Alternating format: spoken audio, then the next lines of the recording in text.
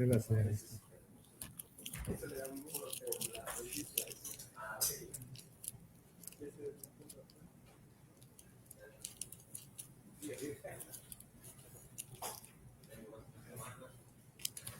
Buenas noches, muy buenas noches tengan todos ustedes, sean muy cordialmente bienvenidos a la librería Mar Adentro.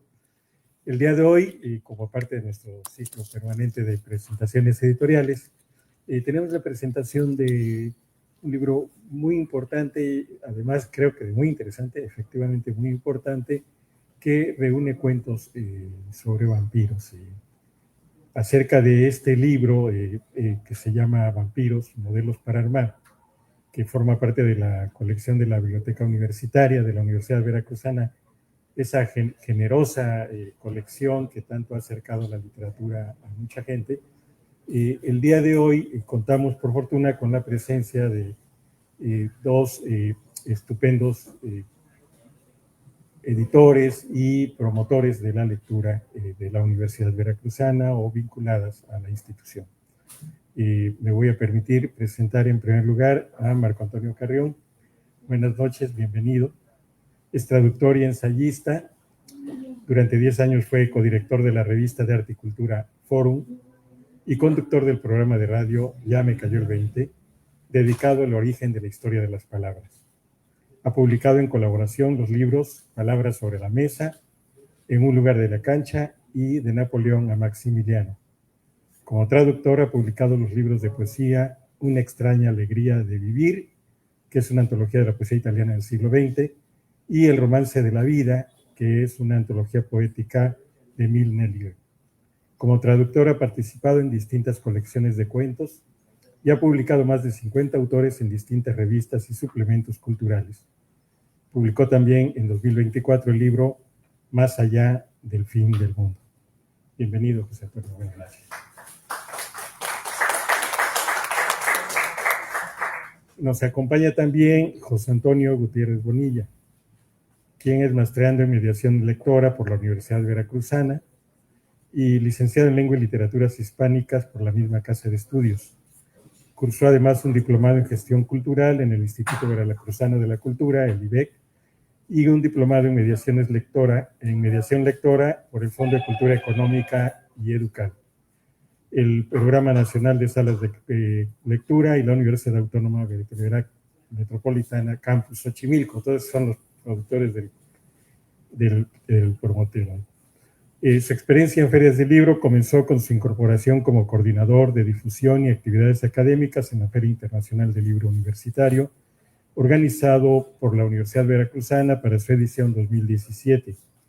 En el mismo año asumió la coordinación de la Oficina de Ferias de Libro en el Instituto Veracruzano de Cultura hasta el año 2021.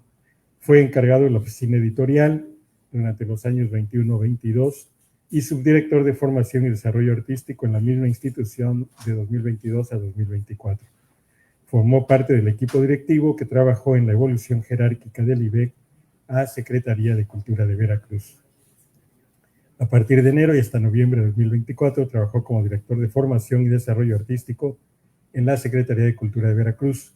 Ha realizado numerosas reseñas de libros, además de ponencias sobre lengua y literatura para diferentes foros académicos del país, sobre temas relacionados con la Edad Media y los siglos de oro principalmente. Actualmente se desempeña colaborando en la editorial de la Universidad Veracruzana. Bienvenido, Toño, muchas gracias. Les dejo el micrófono. ¿Quieres empezar? Bueno, buenas noches. Sí, escuchan bien, ¿verdad? Bueno, pues bienvenidos a esta presentación de libro de vampiros en Halloween. Y bueno, creo que lo primero que yo quisiera empezar por decir es, ¿qué es un vampiro? ¿No? Porque todos tenemos esta idea que nos ha generado el cine de este señor pálido, rico, que vive de noche y seductor. Y ese es el ejemplo de vampiro con el que la mayoría de nosotros vivimos. Pero la cosa no necesariamente es así, y parte de lo que queremos escribir en el libro, si bien no es explicar el mito del vampiro, si es como en la literatura, el mito del vampiro fue adquiriendo cierto valor y cómo se fue modificando hasta volverse esta figura tan importante de la que nadie se escapa ahora en la cultura moderna, ¿no? Entonces, el vampiro originalmente, bueno, la palabra, ni siquiera los especialistas han podido poner de acuerdo de dónde viene. Más o menos se ponen de acuerdo en que viene de una región de Europa Oriental, Turquía, tal vez más allá, que si viene de Uber, que si viene de otras palabras, tiene palabras que se asemejan en otros idiomas eslavos, pero más o menos la idea realmente de lo que quiere decir, se quiere decir bruja o espectro, esa cosa que nos da miedo, pero que no sabemos exactamente qué es. Y lo que pasa es que probablemente una de las primeras preguntas del ser humano alrededor de una fogata, después de qué vamos a comer mañana, fue hablar de la vida y la muerte, ¿no? ¿Qué pasa con los cuerpos? ¿Qué pasa con el alma cuando morimos? Y ahí vienen una serie de tradiciones y explicaciones buenas y malas. Entonces, ahí pareciera que empieza la idea del ser humano que regresa de la muerte. Ahora, lo que es curioso es que a diferencia de lo que sería esta imagen en la Iglesia Católica, donde el regresar de la muerte es un acto milagroso, normalmente se consideraba como un acto maligno, ¿no? ¿Qué va a pasar con alguien que regresa de la muerte? Y más importante, ¿de qué se va a alimentar este ser ahora que está con nosotros donde no pertenece? Y ahí empezamos a encontrar todo tipo de supersticiones, historias, cuentos en el folclore, distintas palabras, y lo van a encontrar en la India, y lo van a encontrar en la China, y van a encontrar en Europa, y no es lo mismo Europa oriental que la occidental. El caso es que el personaje que tenemos es, digamos, el espectro que regresa de la muerte y que ahora nos da miedo. No necesariamente un fantasma, porque en la historia del fantasma, que es otra historia, hay el fantasma bueno, el que viene a decirnos algo que se le olvidó, el que viene y nos dice dónde se quedó guardado el tesoro, hay el que también viene y nos jala los pies, o el que viene y pide revancha. Pero es un espectro más amplio, ¿no? En el caso del vampiro o de este ser que regresa, parece ser que siempre se va a alimentar del cuerpo o de la sangre o de la energía de los que estamos vivos, por lo tanto, no lo queremos, no es algo positivo. Bueno, entonces, en este universo de historias, en la Edad Media, en Europa concretamente, empiezan a aparecer muchas leyendas sobre el hombre lobo o los vampiros, y una de las cosas que lo provoca es simplemente la manera de vivir. Vienen las enfermedades, aparecen en pueblos problemas de alimentación y todo lleno de superstición. Entonces, ¿qué es lo que pasa cuando, por ejemplo, enterraban un cuerpo no muy hondo en un ataúd de madera y el cuerpo empezaba a descomponerse y probablemente empezaba a hacer ruido o se movía? Entonces no faltaba que había otro muerto en el pueblo y alguien decía, lo mató el espectro, lo mató el fantasma, este es un vampiro. Van, destapan el féretro y podían encontrar que el cuerpo se había volteado, que el cuerpo tenía sangre en la boca, que el cuerpo no estaba putefacto. En fin, podían ser mil cosas, porque además no es lo mismo enterrar a alguien en Hungría en enero y luego desenterrarlo en abril, donde probablemente se la pasó congelado todo ese tiempo, en verano en un pantano. Pero como no sabíamos nada de eso, de cómo se descompone un cuerpo de una manera, digamos, inteligente, empezamos a explicarnos estos fenómenos con miedo. ¿Miedo a qué? Miedo a lo desconocido, miedo al que viene, y todo esto también se presta para una de las grandes razones del cuento de terror, que es el de educar a un niño. O sea, a un niño, como le decíamos en México, que no vas allá porque te va a comer un ocelote. No, le dices, ahí viene la Llorona, ¿no? Y ya saben tu remedio, el niño no va a ningún lado y todos vivimos contentos. Entonces, las historias de terror también tienen una parte de didáctica porque se utilizan en este sentido. Bueno, entonces, ¿qué es lo que pasa? Que con la educación, digamos, ya en el siglo XVII, XVIII, empiezan ciertos estudiantes a recolectar las distintas historias folclóricas de seres sobrenaturales, no siempre necesariamente un vampiro, por ahí compite el hombre lobo y alguna otra cosa que se aparezca. Hasta que por 1800 los escritores empiezan a acercarse a estas leyendas desde una manera más apegada a la literatura para contar algo que va a estar basado en la leyenda, pero no te voy a contar la leyenda. No, y ahí ocurre uno de estos grandes actos de la literatura que yo no sabría cómo explicarlo, la famosa reunión donde está Lord Byron, Shelley, Polidori, y juegan a escribir un cuento de terror en la noche y solamente 2 personas cumplen, y una es Mary Shelley, que escribe Frankenstein, y el otro es el doctor Polidori, que escribe El vampiro. Y este vampiro ya es el primer vampiro sofisticado.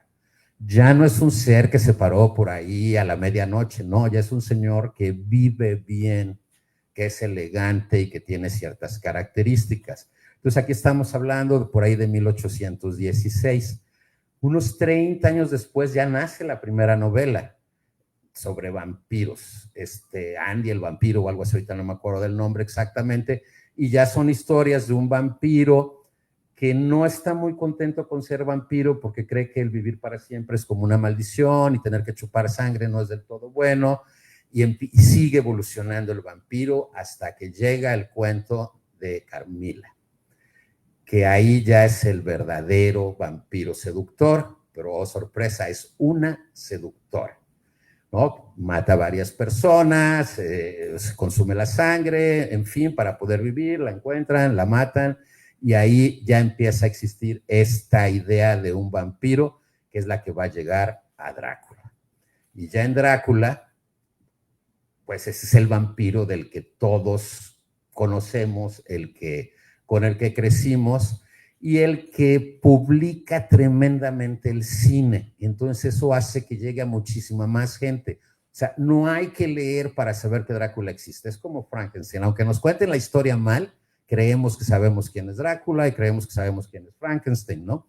Entonces ya con Drácula y el cine cada vez se va haciendo más esta idea de que es el hombre sofisticado, seductor, pasa después de ser feo e hipnótico, como en el Drácula de Stoker, allá a ser guapetones, luego van siendo más guapos, cada vez son menos agresivos, y luego ahora son un producto de consumo juvenil como en Crepúsculo, y también hay ahora vampiros infantiles. En Hotel Transilvania el vampiro nunca come, creo, o no sé, porque no sé cómo hablan de... Y ahí es donde podemos ver la importancia del vampiro, ¿no? El vampiro se convierte como en un ejemplo para hablar de lo que considero que está bien o mal en mi sociedad. O sea, no es curiosidad que todos estos vampiros fueran nobles en un principio, ¿no? Y cómo se han venido haciendo plebeyos poco a poco, pero no dejan de representar estos factores de la vida que son importantes, ¿no? Siguen siendo muy ricos, por ejemplo. No conozco ningún cuento de vampiros donde el vampiro sea pobre. Y bueno, en fin, no sé si tú, ¿qué más puedas decir por ahora? Pues, quisiera...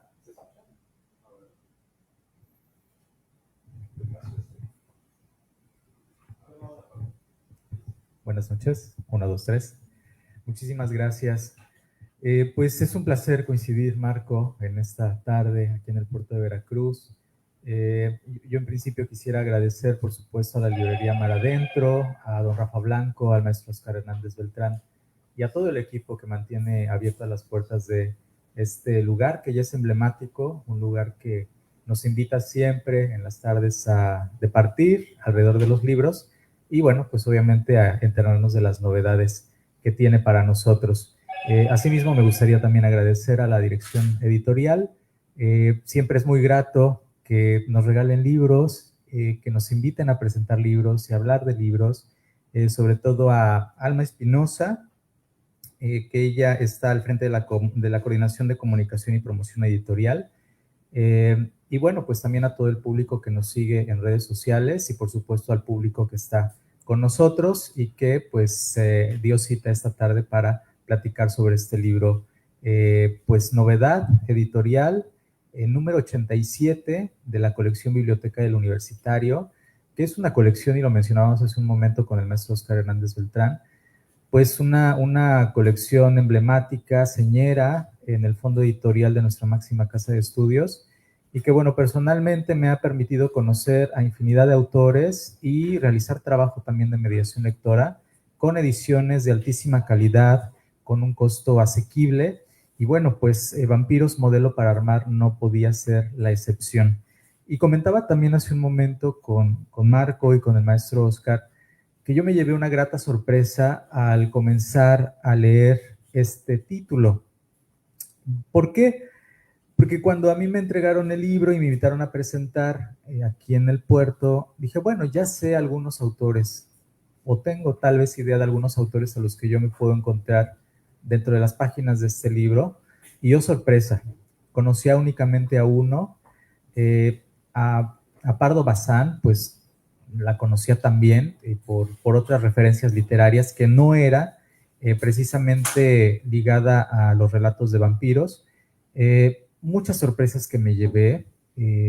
Yo debo confesar que fue muy enriquecedor leer estas historias, descubrir plumas nuevas,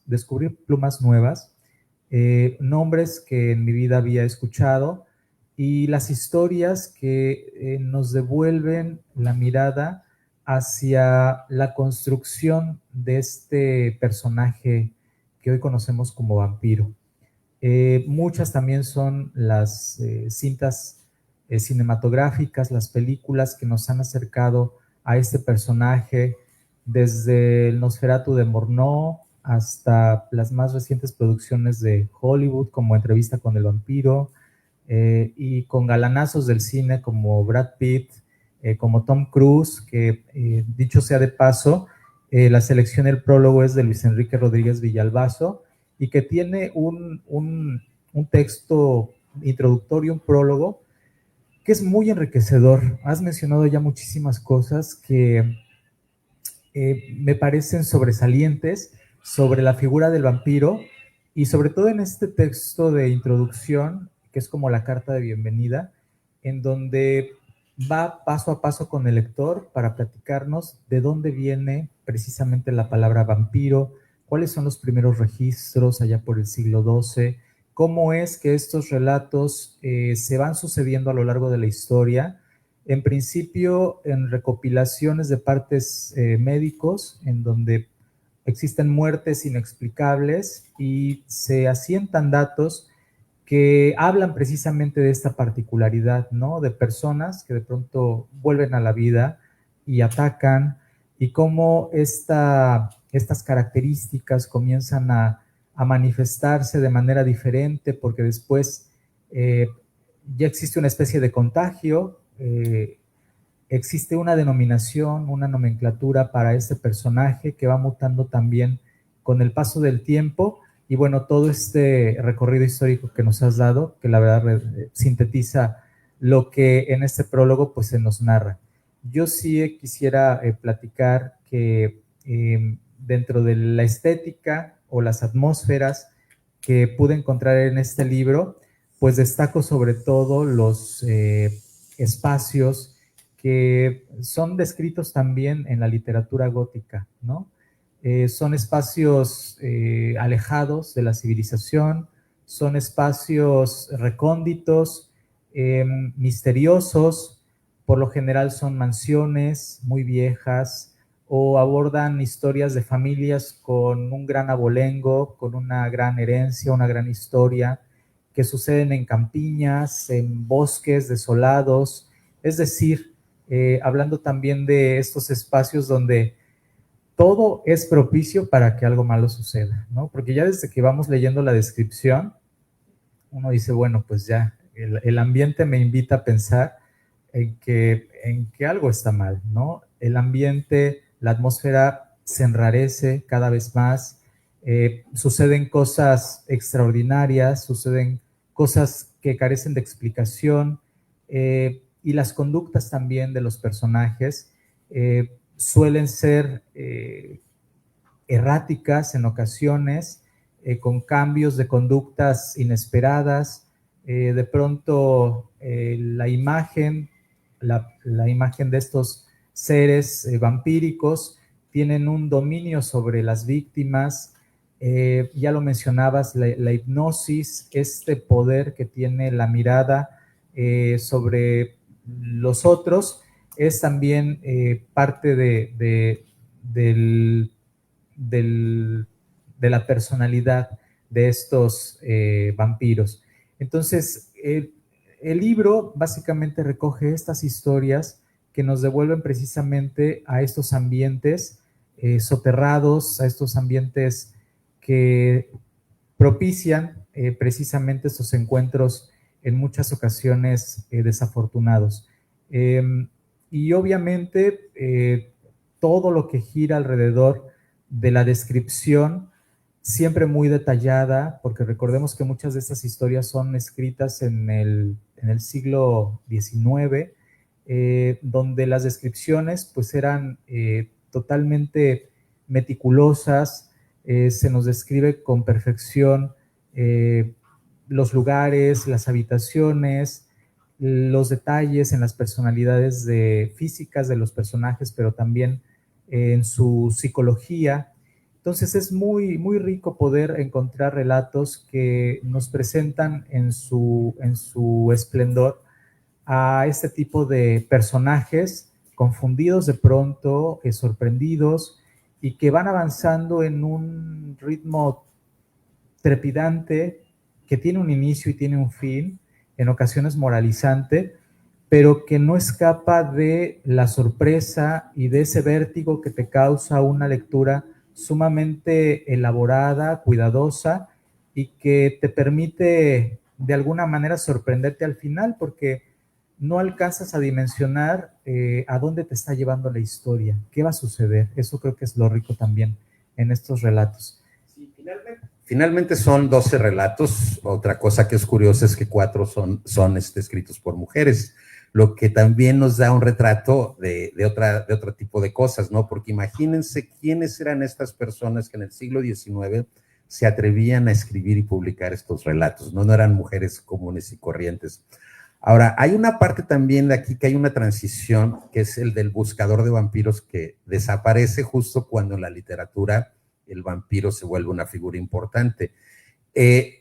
Antes de cazar brujas, se cazaban vampiros, porque era muy común que los males del pueblo se le achacaran a algo sobrenatural. Entonces, cada vez que había una epidemia, si se morían más de 2 en una familia, si por aquí moría uno y luego mi primo se moría de algo parecido, yo podía decir que vino aquel vecino, se paró de la muerte y lo mató, y entonces vamos a ir a abrir su ataúd y a ver cómo lo encontramos. Y la verdad es que constantemente encontraban cuerpos que se habían movido, en fin, que habían sufrido descomposiciones distintas, unos estaban gorditos, otros no, en fin, a unos, ahí vienen los mitos estos como que crecen las uñas, que crece el cual no es cierto, pero todos hemos oído hablar de estas cosas. Entonces había el cazador de vampiros, y cuando abrían el féretro, la tumba, había protocolos de cómo atacar a la persona, ¿no? Ya fuera enterrándole una estaca de madera en el corazón, cortarle la cabeza. No, hay uno que no entiendo, que es muy, muy viejo, que les ponían piedras en la boca, ¿no? Como para que no pudieran a lo mejor morder. Y ahí encuentran también muchos entierros donde el muerto está atorado con un gancho metálico, y la idea es que cuando se quiera parar el vampiro, pues va a quedarse como una tortuguita y no va a parar. Es bastante inocente, pero esto nos da una idea de cómo esta figura era más común de lo que creemos, y yo creo que por eso hace su transición tan rápida a la literatura, y de ahí se empieza a ocupar la figura del vampiro como un pretexto para contar una historia. Ya puede ser de descontento, de seducción, de venganza, en fin, ¿no? Y es un poco esto lo que pasa ahora en el cine, ¿no? Los vampiros de donde sale Brad Pitt en estos de Anne Rice no se parece al vampiro de Crepúsculo, y no se parece a estos que se llaman, no sé si han visto la película Lo que hacemos en la oscuridad, creo que se llama What We Do in the Shadows, lo que hacemos en las sombras, que son 3 vampiros de distintas edades, 700, 500 y 200, que contratan a alguien para que haga un documental de cómo viven, ¿no? Y resulta que son seres humanos celosos, envidiosos, ¿no? Discuten quién no ha lavado los trastes, cómo se van a vestir para ir al antro en la noche, y son vampiros. Entonces este mundo vampiresco creo que le hemos quitado la parte del miedo y la hemos vuelto en un pretexto para contar historias. En este libro nos quisimos regresar a la parte donde el vampiro representa el terror, ¿no? Representa lo inexplicable, lo sobrenatural, lo que no entiendo, y de alguna manera es la aceptación de la posibilidad de otro mundo, ¿no? Eso ahí está bastante claro. Yo quisiera también, si me lo permites, ir a un relato en donde precisamente da cuenta de un registro en el diario de su padre. Este es el cuento La tumba de Sara.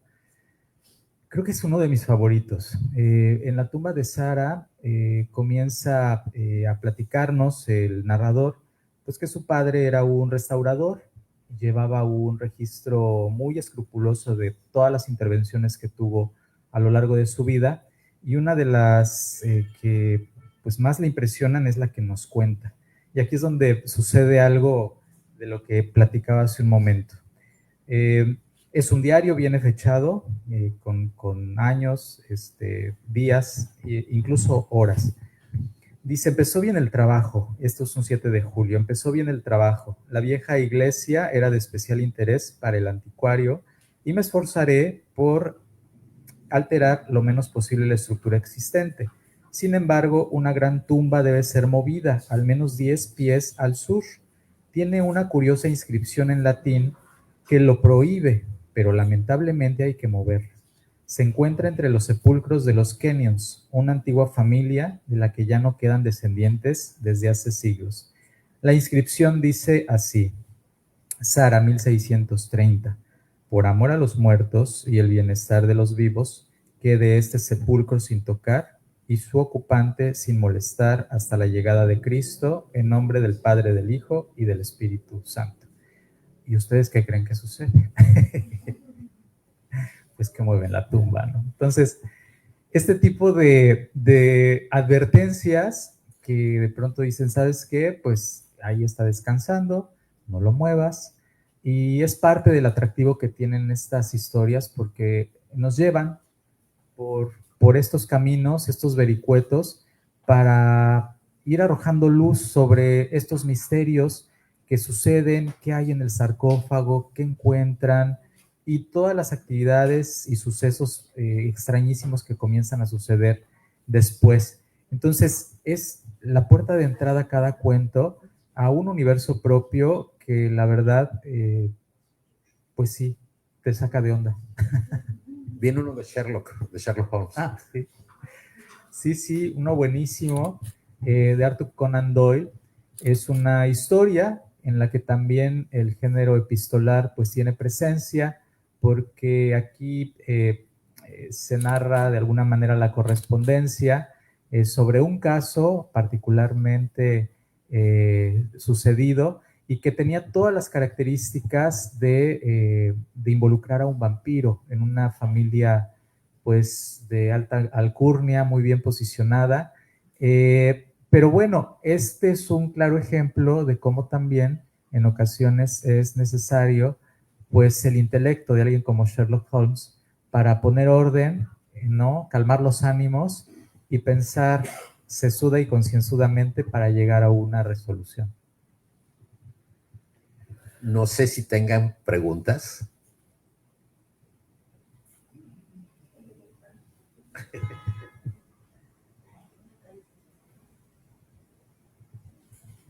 Nada de preguntas.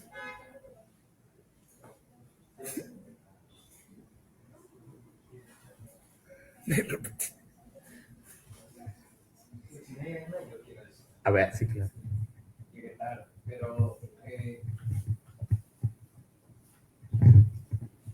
Gracias, Oscar. Llegué tarde, pero sí quiero decir algo y si ya mencionaron, pues me dicen y ya. Estas son historias de vampiros. Yo me voy a referir en particular a una versión de Nosferatu que me gusta mucho, que es la de Herzog.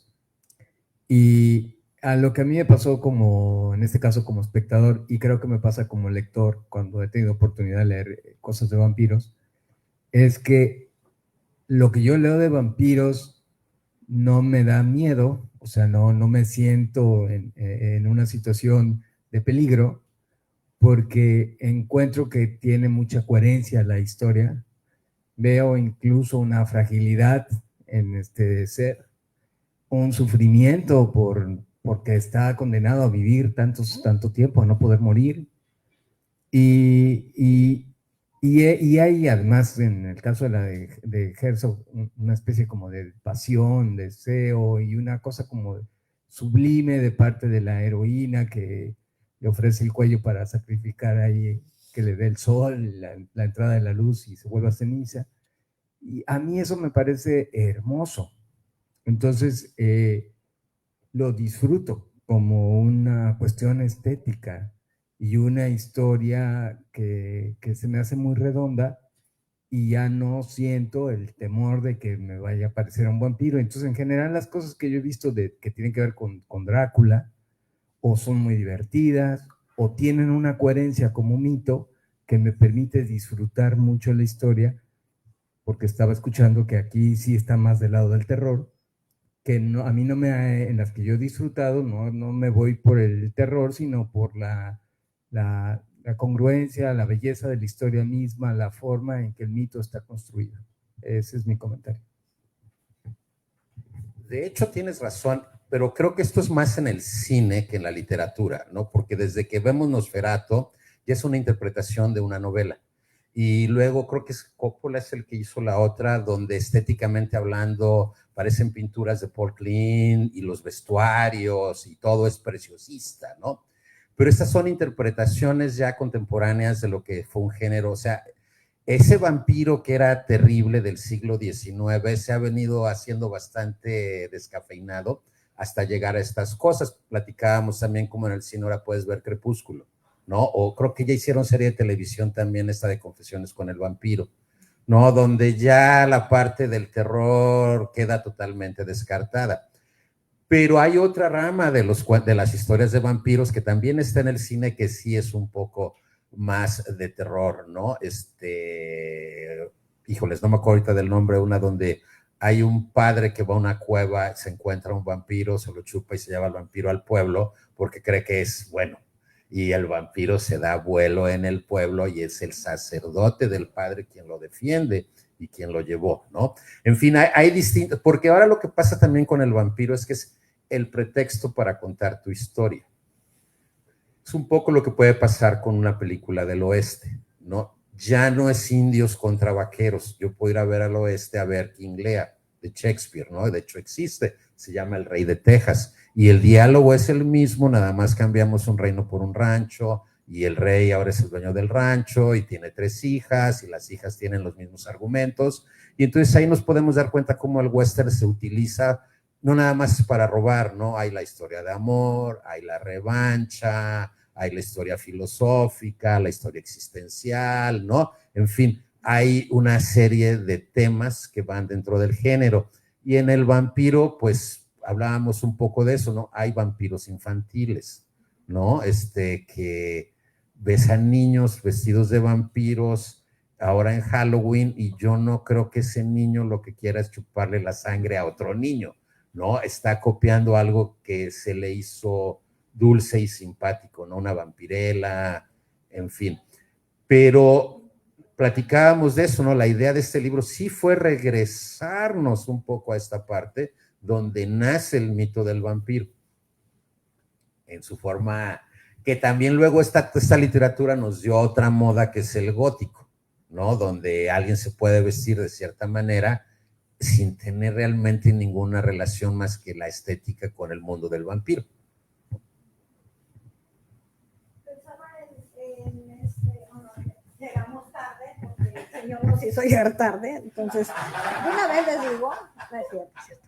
Bueno, veníamos de trabajar, ¿verdad, querido jefe? Bueno, sí, como siempre. Bueno, pensaba como en la selección, pero también justo llegamos cuando estabas haciendo referencia a que había escritos de mujeres, entonces pensaba yo, estas mujeres, ¿los vampiros son personajes varones o son vampiras mujeres? ¿Sí? Y bueno, esa postura, estas mujeres que escribían, que estaban retando a un consenso social o ante un prejuicio, etcétera, etcétera. Un poco como explorando sobre eso, si nos quieren contar algo, si sabemos de estas autoras. Gracias.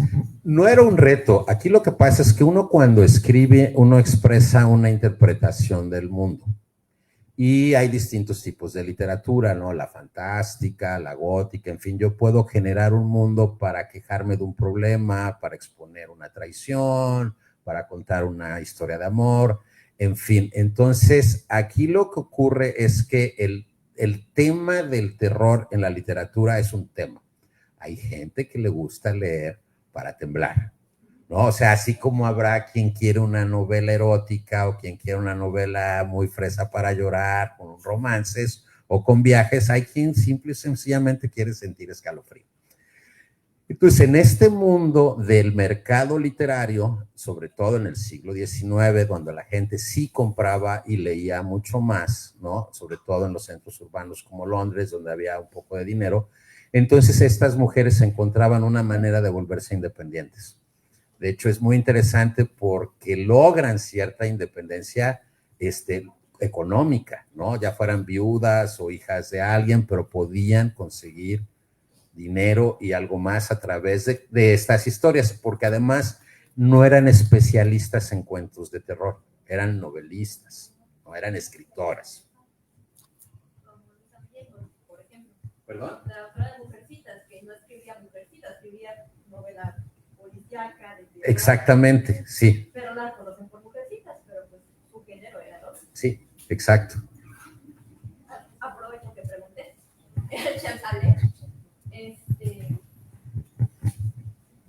pregunto por, habría un proyecto, esto, hasta donde yo tengo entendido, la antología se ubica en el siglo XIX. ¿Habría igual un proyecto para hacer una del siglo XX o igual el siglo XXI? Porque igual ya hay muchos autores que están ya iniciando a escribir cuentos de vampiros en el siglo XXI que también son muy interesantes, o en el XX que también cambian. Mira, son sí y no. O sea, este es un trabajo para una editorial, ¿no? Concretamente la Universidad Veracruzana, que tiene una rama de libros de difusión, ¿no? Nosotros, como los traductores, como grupo, sí hacemos otras cosas, ¿no? Tenemos una colección de cuentos de fantasmas, estamos trabajando ahorita una que se llama Maestros de la Noche, y en nuestro panorama quisiéramos hacer uno de mujeres vampiro, ¿no? Pero no, son ideas,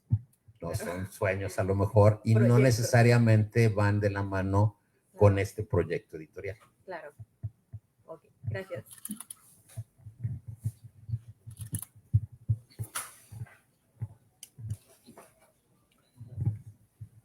Buenas noches. Yo me dio una sorpresa leer un poco el libro y encontrar una autora española, no la hispana. Y me pregunto cómo parecido a la compañera sobre una antología de vampiros, pero autores hispanos, más que nada en Latinoamérica, porque casi no he encontrado nada sobre eso. ¿Por qué no se habla de vampiros en Latinoamérica? Aun cuando nosotros tenemos otro tipo de vampiros en la hispánica. Tenemos leyendas similares. Mira, no es mi tema, o sea, sí sé que existe la idea del vampiro prehispánico, pero concretamente de lo que hablas es que si nos fijamos, mira, este es más tu tema, ¿no? ¿Cuál es el panorama de la literatura femenina en el siglo XIX? Bueno, por ejemplo, en este relato que se llama Con los vampiros, firma Sidney Bertram, ¿no? dice la nota, no existe información ni siquiera si ese fuera su nombre completo. Y sucedía mucho en el siglo XIX. De pronto las mujeres escribían con seudónimos y tal vez, lo pensaba mientras leía este cuento, tal vez Sidney Bertram era una mujer, ¿no? Entonces, invisibilizado, por supuesto, en el siglo XIX, muchas autoras publicaban en gacetillas o en folletines o en periódicos con seudónimos, ¿no? Desafortunadamente muchos textos, pues que se encuentran en archivos, no están ni siquiera firmados con el nombre real de las autoras, ¿no? O por el contrario, textos que se han adjudicado hombres, o sea, autores, ¿no? Entonces, invisibilizado, por supuesto, muy desdibujado, y creo que es también muy loable que en esta antología se le dé voz a mujeres escritoras que abordaron este tema. Emilia Pardo Bazán, española, a la autora que hace esa alusión, tiene un texto delicioso, ¿no? Es esa típica historia que nosotros hemos escuchado siempre de voz de algún abuelito o abuelita en la familia que pues de pronto ya saben, ¿no? Que un hombre mayor se casa con una mujer menor. Ah, pues claro, por el dinero, ¿no? Ah, pues la herencia, no, pues porque este hombre ya está con un pie, o sea, ya está con un pie en la tumba, ¿no?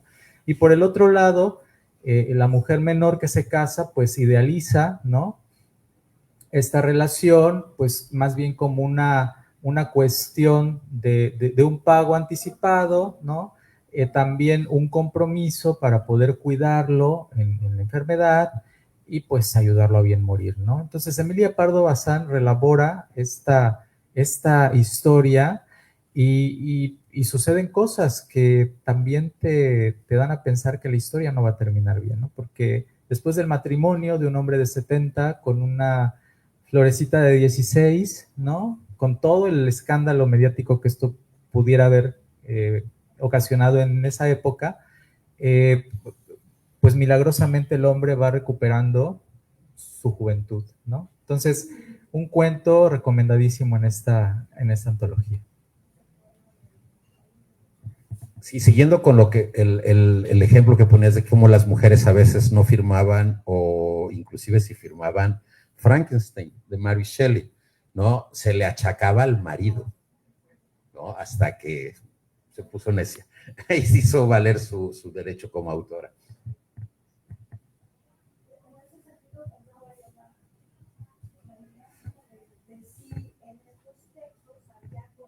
Dejos de revelación o dejos de decir aquí estoy presente de una manera como un poco soterrada, ¿no? Pues,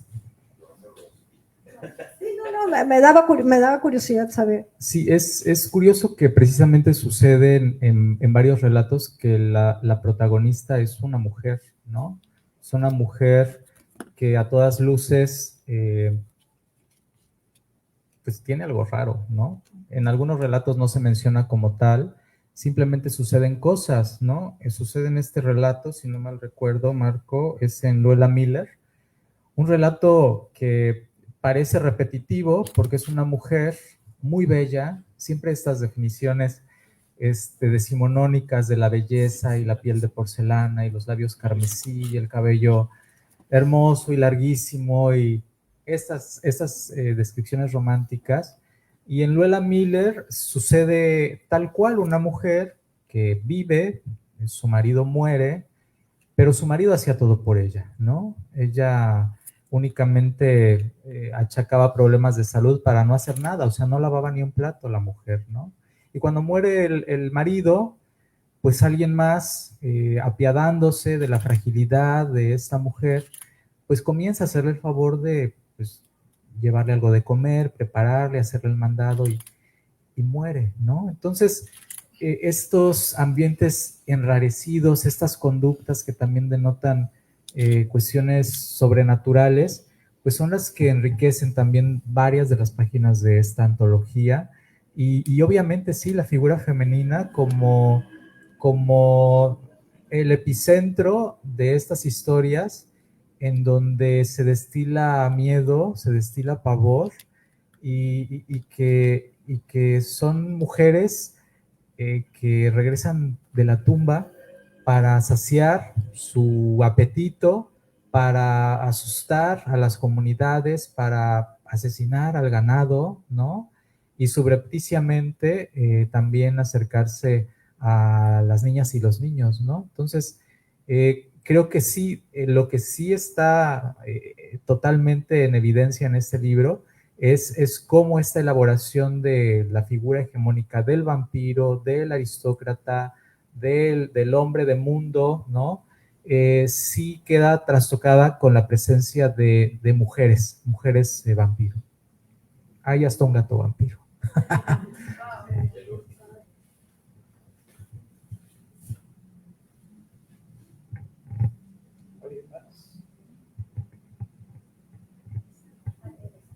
Marco, si me lo permites, a mí me gustaría hacer una pregunta. Y te lo comentaba un poco hace un momento, porque sí me daba curiosidad cómo es que estos relatos que de pronto no es que circulen, leyendo también las fichas que acompañan a cada uno de los cuentos, pues se menciona en qué libro o en qué periódico fueron publicados, cómo fue la concatenación de estos esfuerzos, de estas lecturas, y finalmente la curaduría para llegar a estos 12.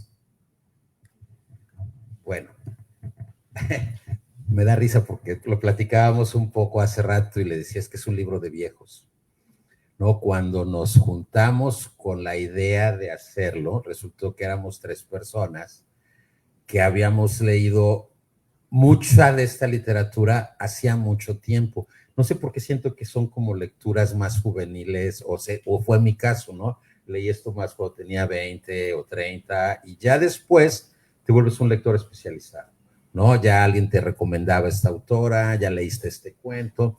Entonces vas cayendo en un montón de libros de las mejores historias de terror del siglo XIX en Inglaterra, las mejores historias de no sé qué de Alemania del siglo XX. Y vas haciendo estas lecturas. Entonces, cuando nos juntamos, así como podremos juntar 12 cuentos, resultó que podíamos juntar fácil de primera mano unos 20 cuentos que considerábamos importantes en nuestras biografías, ¿no? Y entonces ahí dices, bueno, lo primero que hay que sacar es, por ejemplo, El vampiro de Polidori, Carmila, ¿no? Todo lo que... Y luego ahí fue con Agustín que nos dijo, no, tienen que poner mujeres, que decíamos, no inventes mujeres en el siglo XIX, no es por nada, pero no está fácil. Pero ya buscando resulta que había más de las que creíamos, ¿no? Entonces realmente fue un trabajo un poco de hacer memoria existencial, un poco con la experiencia que vas adquiriendo de tengo más claro lo que quiero decir. Otra cosa que nos limitó también fue el largo de los cuentos, ¿no? Como queríamos hacer una antología y dices que lleve unos 10, 12, 14 cuentos, no puedes pues traducir nada que tenga 50 páginas, ¿no? Entonces, esos fueron como los criterios, pero insistiría mucho en eso. La suerte fue la distancia en las lecturas, ¿no? No fue como cuando haces una tarea en la escuela que te tienes que poner a buscar de lo que no sabes. Aquí fue como ponerse a buscar de lo que no sabes, pero que te acuerdas, ¿no?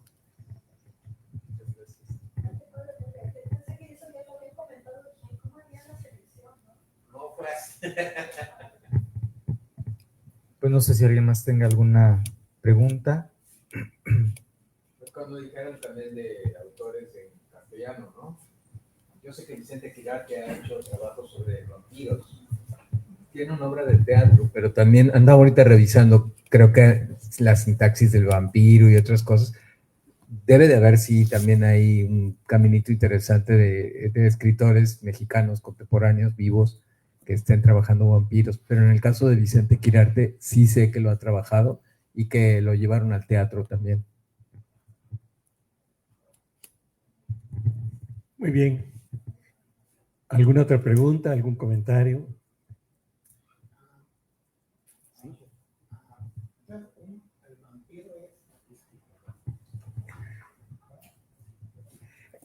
El vampiro, entonces si es pura maldad o no, porque porque en otras interpretaciones como que nos presentan un héroe con las capacidades del vampiro, pero que no va a beber sangre de la gente, sino que la va a pedir. Originalmente el vampiro es un ser maligno que te va a quitar algo, y lo que te va a quitar realmente es la vida, ya sea a través de comerte la carne, la sangre o la energía, ¿no? O algo. De hecho, ahí viene, ¿no? Ahora les decimos hasta vampiritos a los focos de rojos estos de la televisión, ¿no? Porque están chupando energía. Entonces ya lo utilizamos como algo genérico, pero en su origen el vampiro es un ser maligno. Maligno, sí. Que hemos venido haciendo benigno en el siglo XX, porque no hay en el siglo XIX todavía un buen vampiro. En el XX empezamos a generar vampiros de otro tipo. Ya, por la maldad. Sí, en su origen. Muy bien, muchas gracias. ¿Alguien más que quisiera participar?